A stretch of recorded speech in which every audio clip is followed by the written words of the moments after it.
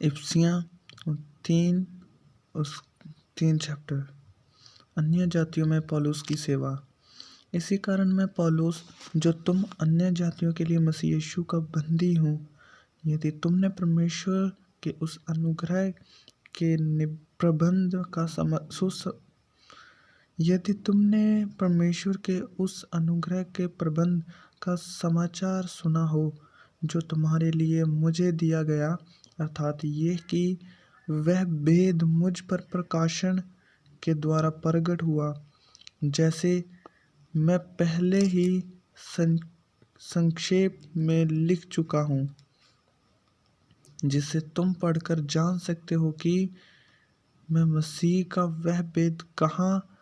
तक समझता हूँ जो अन्य समयों में मनुष्य की संतानों को ऐसा नहीं बताया गया था, जैसा कि आत्मा के द्वारा अब मैं उसके पवित्र प्रेरितों और भविष्यवक्ताओं पर प्रकट किया गया है। अर्थात ये है कि मसीह यीशु में सुसमाचार के द्वारा अन्य जातीय लोग मिरास में साझी और एक ही देह के और प्रतिज्ञा के भागी हैं। मैं परमेश्वर के अनुग्रह के उस दान के अनुसार जो उसकी सामर्थ के प्रभाव के अनुसार मुझे दिया गया, उस समाचार का सेवक बना। मुझ पर, जो पवित्र लोगों में से छोटे से भी छोटा हूँ, यह अनुग्रह हुआ कि मैं अन्य जातियों को मसीह के आगमन धन का सुसमाचार सुनाऊं और सब पर यह बात प्रकाशित करूं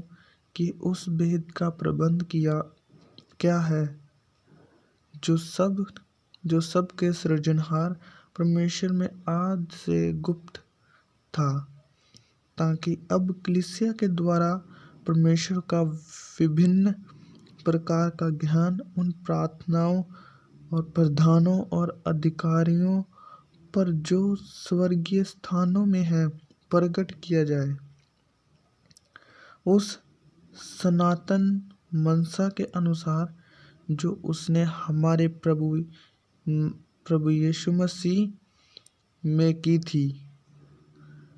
जिसमें